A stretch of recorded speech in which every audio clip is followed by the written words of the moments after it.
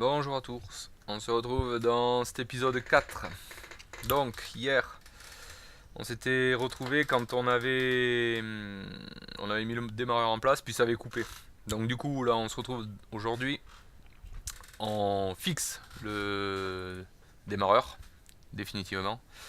Donc là il y a une petite patte derrière qui sert à une petite patte de 13 qui sert à fixer le démarreur par rapport au bloc. Et là, devant, on a les trois, donc les trois écrous. Ce que j'avais expliqué dans l'autre vidéo, que je sais pas pourquoi ce démarreur est pas. Enfin, les vis de fixation ne sont pas les mêmes que sur des démarreurs classiques de Renault, du moins. Où c'est des vis longues. Là, c'est des tiges filetées qui sortent. Et il y a trois écrous qui se mettent pour le tenir, en fait, tout simplement. Donc, est-ce que c'est mieux, est-ce que c'est moins bien? C'est un peu pareil. Bref, donc j'ai laissé tel que c'était. Ce démarreur fonctionnait bien. Donc pas de raison de le remplacer. Donc voilà, on serre les trois boulons. On les serre bien derrière, on vérifie. Bon, pour l'instant c'est pas branché, hein. Il y a le morceau de faisceau qui va descendre depuis la batterie, enfin depuis le coupe-circuit. Enfin c'est le même que celui de la batterie sur un GT d'origine. Donc là, je vais refixer cette patte. Donc en fait, ouais, je me suis aperçu en fait, quand j'avais monté le support moteur, il y avait une vis qui était particulière avec une tige filetée qui sortait. Je pensais que c'était en fait, parce qu'il y a certaines Renault qui ont une tresse de masse qui vient se brancher sur le cul de boîte, là, sur le support moteur. Je pensais qu'il servait à ça en fait. Et en fait, il s'avérait que non. En fait, il sert à fixer le pare-chaleur en fait de la gaine, de, enfin, du câblage qui va jusqu'au démarreur. Voilà, ici. Donc il se rentre dans la boîte et en fait il y a une petite tige qui sort avec un boulon de 13. Et quand on met ce boulon de 13, ben, ça nous tient le pare-chaleur en fait, tout simplement. Et, et en fait je pensais que c'était pour la tresse, mais il y a pas, en fait j'ai pensé après, mais il n'y a pas de tresse sur mon GT. Mais bon, on sait que ça avait été une vis d'origine qui avait été remise et tout simplement. Donc bref, donc du coup j'ai trouvé sa réelle utilité, enfin son vrai emplacement. Donc du coup voilà, je suis en train de fixer l'écrou de 13 là. Et c'est lui qui va me tenir la plaque. Donc elle est assez importante, c'est là où c'est juste dessous le turbo. On va dire que il va y avoir des moments où il fait un peu chaud là-dessous. Donc voilà, c'est en place. Là, je vais fixer ces les deux vis qui passent de part en part du. C'est pas le support moteur, c'est la. Enfin, c'est la ferraille qui vient se mettre sur le support moteur. Enfin, si, c'est le support moteur qui vient se mettre sur le cylindre bloc, pardon. Ouais, c'est ça. Je me confondais les deux. Euh, donc, voilà, il est tenu par deux vis de part en part. Donc, du coup, ben, je vais les serrer. Alors, celle d'en haut, elle était particulièrement dure, donc ça va être un peu long. En fait, c'est des écrous stop en fait. Je sais pas pourquoi, il était dur. Il était pas foiré ou quoi que ce soit, il était dur. Voilà, donc là je force. Il était dur. Il y a que à la fin où est-ce il était plus facile. Donc bref, donc je vais jusqu'au fond. Donc à serrer fort, ben, comme ceux de devant, hein, enfin comme un support moteur normal quoi, hein, tout simplement. Ouais. On le serre au mieux, au plus fort. Pas question que ça se dévisse plus tard. Donc voilà, donc je force, ouais, je sais pas. Pour moi il s'en ira pas. Voilà. Là, par exemple là je force pour de vrai. Voilà. Ok, celui d'en haut c'est bon, celui d'en bas.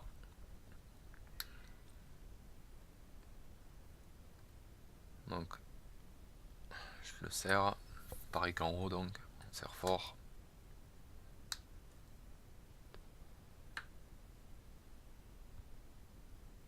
Hop, apparemment là ça a durci. Ok, ça a l'air pas mal tout ça. On est bon. Ok, on se retrouve. Donc maintenant qu'on a mis nos trois supports moteur, on est prêt à le remettre sur son berceau en fait, tout simplement.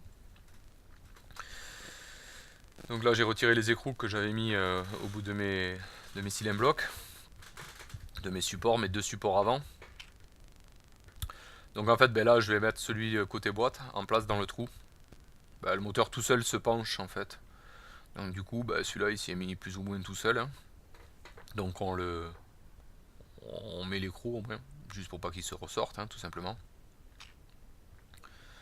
On le met en place avec, il y a une petite plaque de renfort, hop, on le met, voilà. Et maintenant qu'il est lui en place, ben, on redescend le moteur tout simplement. Et en fait, les deux autres, celui de derrière va se mettre plus ou moins tout seul. Et à partir du moment où il y en a deux qui sont en place, le troisième en général, ben, il est obligé de tomber au bon endroit, tout simplement. Donc du coup, voilà, je force un peu pour que celui de derrière il rentre. Et celui de devant, ben, il est encore en l'air. Donc je vais redescendre la chèvre.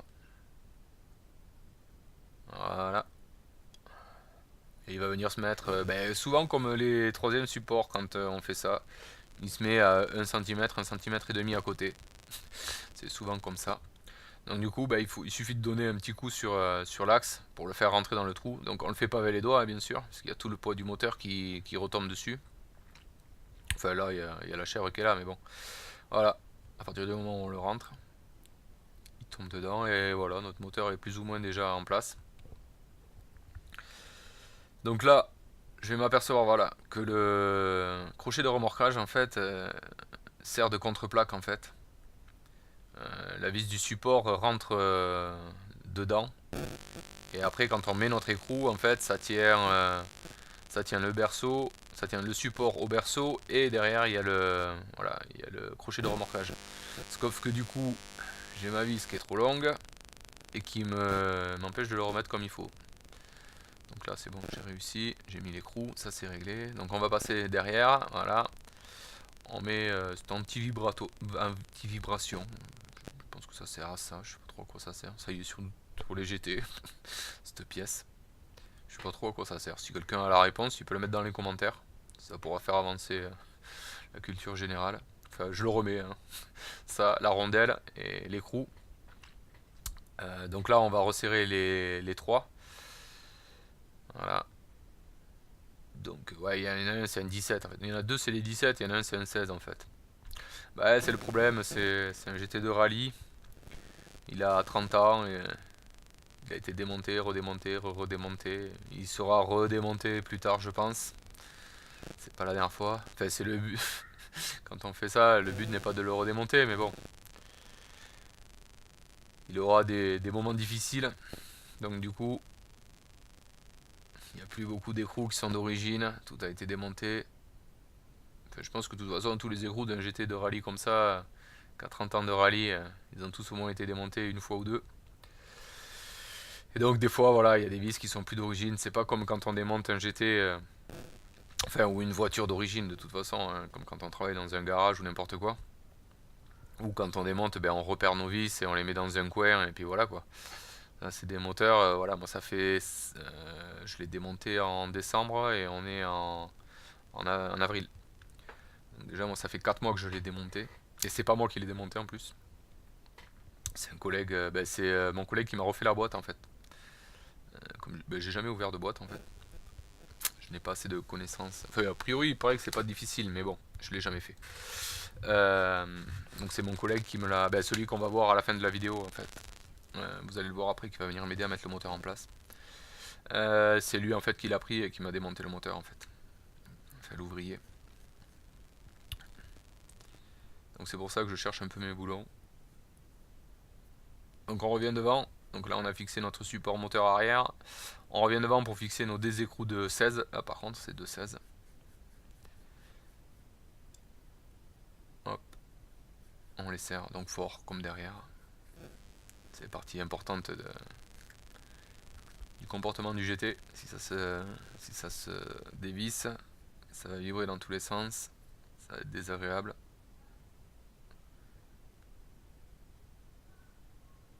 Donc on visse, ça se visse fort, voilà. Donc celui de droite, il est bon. On va faire pareil avec celui dessous l'alternateur.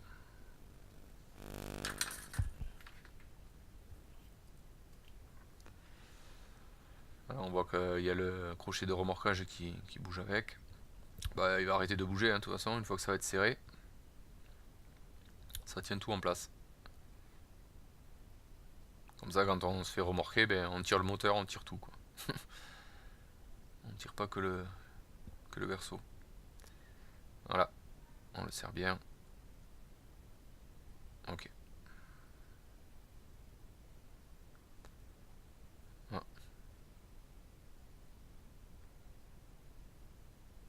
Voilà. Toujours le petit coup.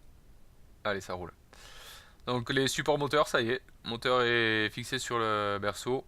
Donc là, je sais pas ce que je suis en train de chercher. Je sais pas ce que je suis en train de chercher du coup. Ah bah là je baisse le moteur. Ouais voilà, ça y est, c'est fini. C'est en place. Il a retrouvé son berceau.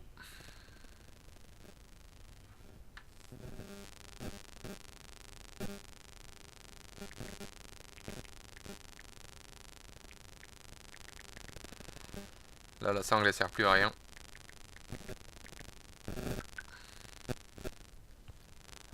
Ok, donc là on passe, j'ai coupé, hein. On passe au collecteur. Parce que j'ai le collecteur d'échappement qui voulait pas rentrer. Pourquoi? C'est la deuxième fois que ça m'arrive. C'est chiant. On dirait qu'il a rétréci au lavage, le collecteur. Il rentre pas. Il rentre d'un côté et dès qu'on le tire pour passer de l'autre côté, ben, quand l'autre côté passe, ben, l'autre il s'est ressorti. Enfin voilà, on dirait qu'il est trop court. Je sais pas si c'est. Enfin, ben, dites-moi dans les. Ouais, dites-moi, c'est ceux qui vous regardent la vidéo, si vous avez déjà eu ça. Il y a des GT où on le prend et puis il rentre direct. Parce que là, les goujons sont neufs en plus, donc ils sont bien droits, il n'y a pas de souci de travers ou quoi que ce soit.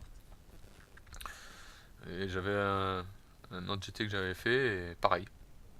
Impossible de le rentrer. Et je crois, si je me souviens bien, l'autre, j'avais enlevé les goujons, je n'arrivais même pas à les remettre. Tellement il était de. Enfin, tellement ça tombait en face des trous, quoi. Je sais pas, c'était un peu bizarre. Donc bref, là il me l'a fait aussi, donc bon, j'ai donné un petit peu des coups de marteau pour le forcer un peu à rentrer. Et après, une fois qu'il est un peu rentré, qu'on a deux trois filets, on enquille un boulon et on le pousse au fond. Et bon, une fois qu'il est au fond, il est au fond. Hein. De toute façon, là, il repartira pas. Pour le sortir, bah, c'est pareil. Hein. On prend le marteau, on tapote dessus et puis il va reculer tout doucement. Il n'y a pas de souci. Il n'est pas rentré en force non plus. Donc là, ben, on est parti. J'ai accéléré un petit peu hein, parce que là, bah, c'est un peu long. Et puis bon, il n'y a rien d'extraordinaire. C'est juste bah, que je vais mettre, il y a 11 vis, je crois, 11 écrous sur les goujons. Donc là, je vais tout remettre. Je vais tout serrer bah, pour pousser tous les deux collecteurs au fond contre à leur place. Et après, tout serrer comme il faut.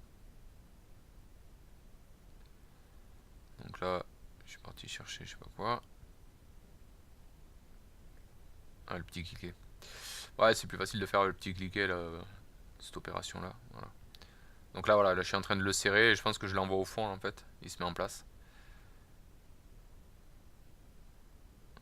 Ah, ou alors je l'avais rentré sans rondelle. Ouais, je crois que j'ai peut-être fait ça en fait. Je l'ai rentré sans rondelle parce que j'avais pas si je mettais la rondelle, il n'y avait pas assez de filet qui dépassait. Donc j'avais mis sans rondelle, j'ai vissé pour le pousser au fond et je l'ai redévissé pour mettre une rondelle en fait, tout simplement. Ça ressemblerait à ça, je pense, l'histoire. Enfin après, une fois qu'il est en place, il est en place. Hein. Le but est de serrer tous les écrous. Quand on est démonté comme ça, il n'y a pas de particularité spéciale. Quoi. On est en face, ça va, ça se sert plutôt bien. Bon, je crois qu'il y en a 11. Hein. Donc il y en a 9 qui sont nickel. Tous ceux d'en bas. Et il y en a 2 qui sont au centre. Voilà, ceux-là, là, ceux que je vais essayer de faire là, du bout des doigts. Les deux du centre, en fait, là, qui sont juste devant le carbu, là. Ceux-là, ils sont un peu chiants. Et ceux-là, on peut pas les faire depuis derrière avec la rallonge et le cliquet. Ils sont. Il y a le collecteur qui gêne, hein, tout simplement. Ils sont derrière le collecteur. Donc, du coup, ceux-là, ouais, ils sont un peu chiants. Mais les autres se font tous depuis derrière, normal, quoi. Il n'y a rien d'extraordinaire. On les sert bien.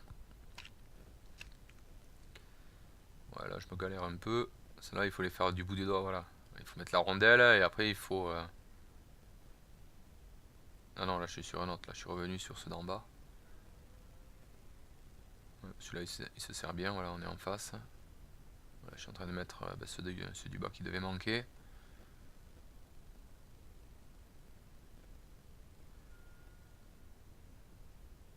Hop, ouais, je le fais au gros, voilà, grande rallonge. Donc je vais le mettre contre. Hop, ok. Ouais, c'est un peu long ce moment-là. Et encore, je l'ai accéléré un petit peu. Il est en mode un peu plus rapide. Faudrait que je le fasse peut-être un petit peu plus rapide la prochaine fois. Je suis désolé, ça c'est les aléas. Je découvre un peu. J'essaye de faire au mieux. Donc c'est les premiers montages. C'est sûr, quand on regarde certaines autres chaînes, c'est beaucoup plus joli. C'est peut-être mieux expliqué aussi. Ça fait peut-être un peu plus professionnel. Moi je découvre en fait. J'ai envie de le faire, de vous faire découvrir ce que c'est que les Cléons, les moteurs de GT Turbo. Enfin pas que ça, hein, de toute façon, la mécanique en général, la technique. Mais plus particulièrement les GT quoi. Donc là voilà. Là, je suis en train de faire quoi? Ouais, je sors le carbu en fait. Parce qu'au bout d'un moment, je me demandais pourquoi je me galérais comme ça alors que le carbu tient avec deux boulons de 13 quoi.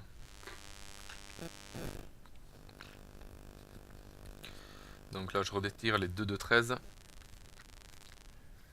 Et on va retirer le carbu.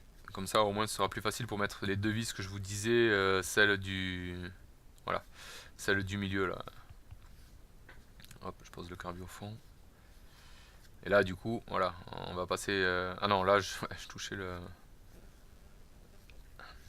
collecteur. Voilà, je le bouge pour pas qu'il y ait. Ce serait pas le moment de faire rentrer quelque chose dedans.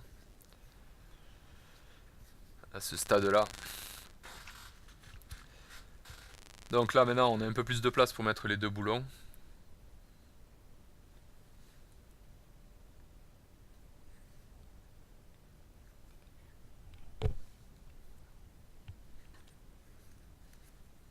Hop, on serre tout ça.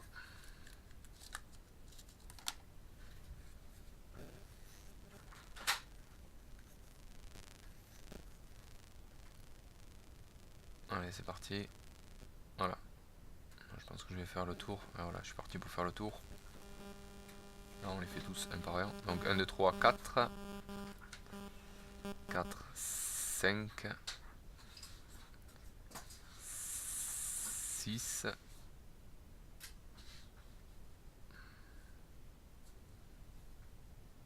6, 7. 8.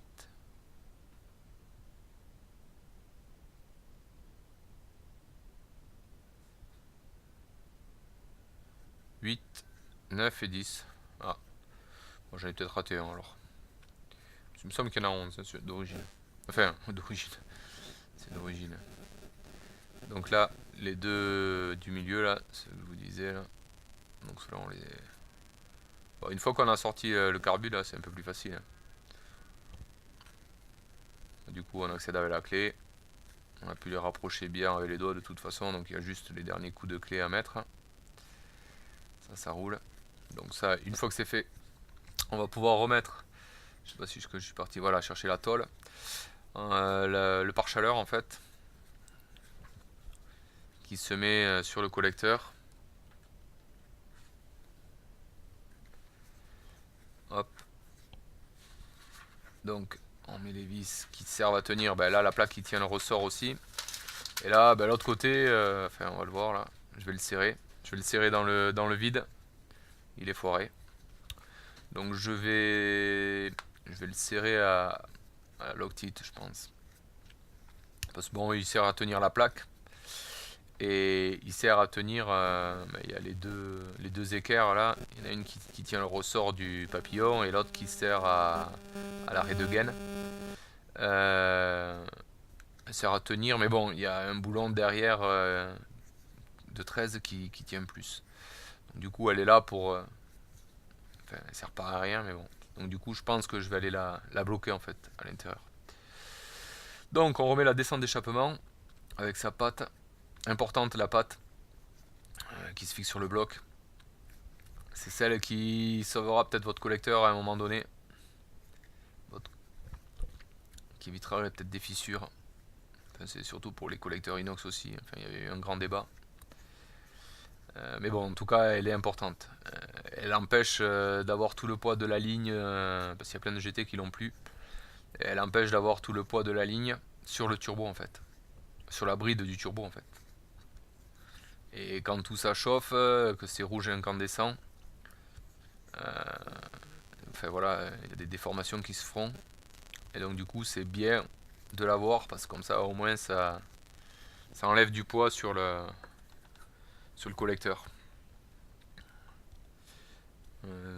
Ouais, là je crois que j'ai coupé parce que j'avais perdu ma clé en fait, ma douille, mon cliquet. Je crois que j'ai cherché mon cliquet pendant 10 minutes. Je l'avais perdu, en fait il était à côté de la boîte, je sais pas, je le voyais pas. J'ai tourné en rond, je le trouvais pas. Donc je sais pas ce que j'ai fait, donc voilà, a priori je reviens. J'ai coupé en plus, hein. Mais bon, a priori j'ai pas coupé assez. Voilà, bon, il était là. Je sais pas, j'avais un truc, je cherchais un truc. Je crois que c'était mon cliquet que je cherchais. Ou la douille. Peut-être la douille de 13, je sais pas. Je sais plus. Donc hop, je resserre. Donc ça, ces deux vis là, on les reconnaît toujours, hein.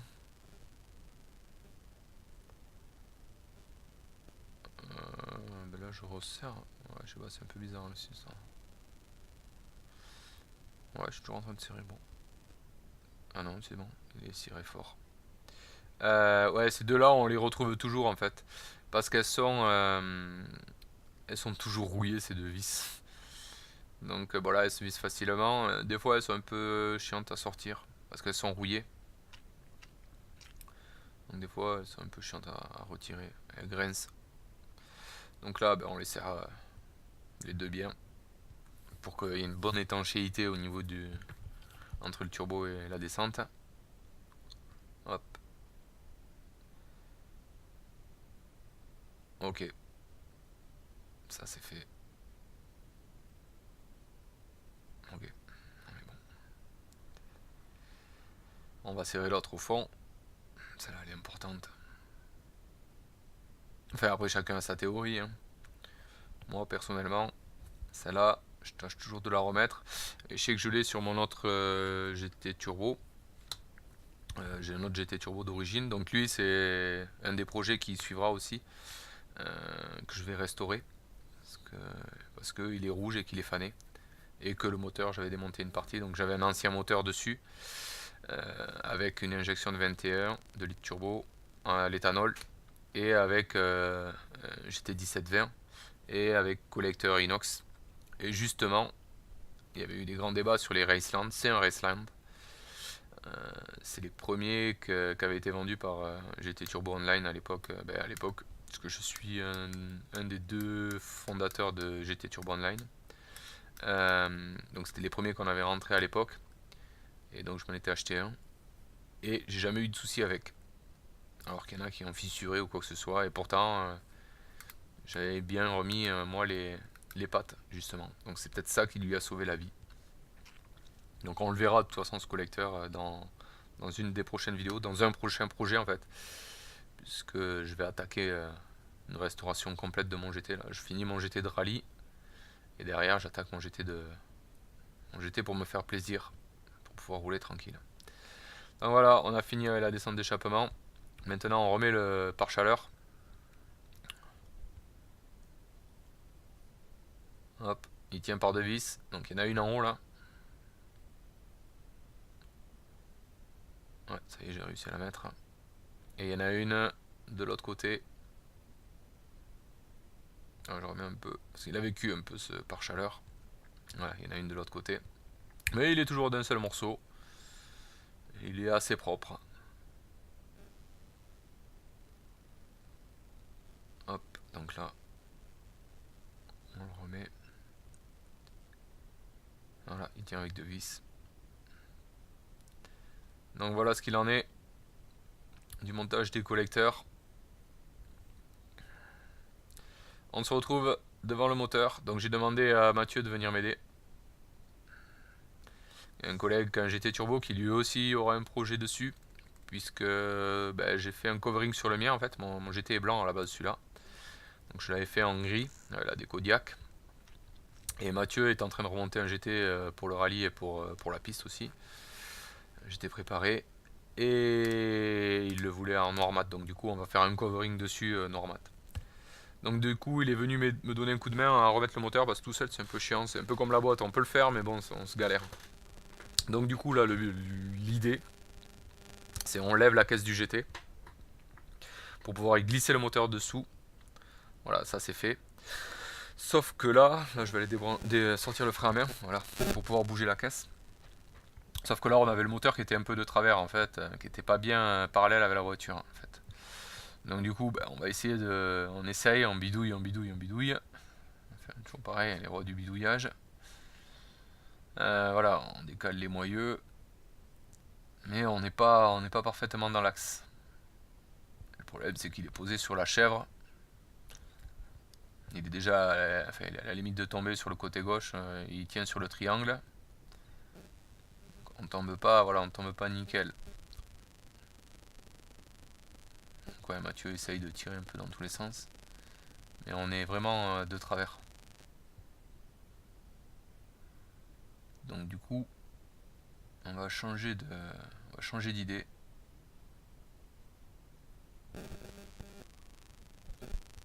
Si ça va pas dans un sens, je vais essayer quand même de descendre. Mais on est vraiment de traviole. Il n'y a aucun des trous qui tombe en face.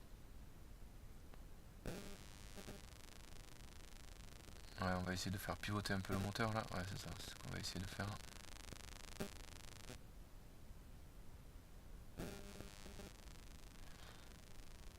Je suis pas très loin, hein, mon trou est pas très loin, mais bon, voilà, j'essaie de le tirer dans tous les sens. Ça veut pas.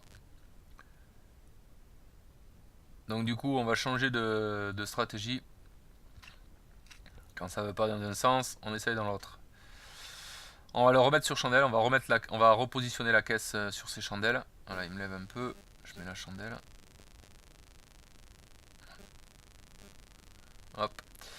Et en fait, ce qu'on va faire, c'est qu'on va, au lieu de bouger la caisse, on va bouger le moteur en fait. Donc là, on va ressortir la sangle qu'on avait mis sur la caisse. Et donc le moteur est dans enfin, est plus ou moins à son emplacement. Donc là, j'essaye de défaire mon nœud marin. Hein. Bon, ça, tout le monde connaît ça. En général, quand on sangle un moteur, on bataille toujours avec le nœud. C'est comme quand on tire une voiture ou n'importe quoi. Il y a toujours un moment derrière où est-ce qu'on bidouille le nœud avec le tournevis quand ça veut pas. Hop, voilà, on essaie de toujours attraper le tournevis pour essayer de tirer un peu d'un côté ou de l'autre. Mais bon, j'avais fait un bon nœud semi-marin, il s'est à peu près sorti. Hop, donc on sort la sangle. Elle sert, là pour l'instant elle ne sert plus à rien. Et donc ce qu'on va faire, c'est qu'on va aller se fixer... on va aller se fixer au moteur en fait, on va aller s'accrocher au moteur. Pour le relever en fait. Et lui à partir du moment où il va être un peu en l'air, qu'il va être désolidarisé de la chèvre, il va pivoter en fait, il va pouvoir tourner un peu dans tous les sens. Là je suis en train de... Ouais, je lève un peu. Donc là on va se tirer la sangle comme il faut. Ça va couper, je vous l'annonce. Parce que comme à chaque fois je suis assez limité, il faut que je m'achète une carte mémoire puis j'oublie à chaque fois. Parce que voilà, j'ai la carte mémoire qui est pleine. Donc du coup à chaque fois je sors les anciennes vidéos pour remettre des nouvelles, mais bon je suis limité à... J'ai moins d'une heure de vidéo. Donc hier c'était la batterie et aujourd'hui c'est la carte mémoire. Donc bon. Mais bon, j'ai pas été beaucoup plus loin, hein. Je l'ai fixé dans la voiture en fait. Donc là, en gros, on va fixer le moteur, on va lever. Et une fois que ce sera levé, on va le faire pivoter tout en le levant pour qu'il vienne se mettre, que le berceau vienne se mettre en face des trous. Et on va mettre nos 4 boulons et on va retirer la chèvre, tout simplement. Et là, le moteur aura repris définitivement sa place. Rien de plus. Et je me suis arrêté là après parce que je devais y aller. Voilà, c'était ma journée d'aujourd'hui. Donc, là, je sais pas ce qu'il fait Mathieu. Il est en train de tirer. Bon, a priori, il avait fait. Ouais, on va lever apparemment. Mais ça s'est détendu après. Ouais, ça tire un peu dans le vide. Ouais, je crois qu'il s'est repris ailleurs. Enfin, je sais pas. Ouais, on a bidouillé un petit peu. Parce qu'on voulait. On voulait que le moteur soit plus ou moins équilibré quand on allait le tirer en fait. C'est tout simplement. Hop, voilà, c'est fini. Donc c'est tout pour aujourd'hui. On se retrouve demain. On va continuer à remonter les périphériques, les moyeux. On va remettre les moyeux en place, cardan, remplir l'huile en bois, enfin la boîte en huile et le moteur. Et peut-être donner au moins un coup de clé sans eau, mais au moins mettre un coup de clé juste pour l'entendre tourner. Donc voilà. N'oubliez pas n'hésitez pas à vous abonner pour recevoir les notifications et voir les nouvelles vidéos. Allez, à bientôt.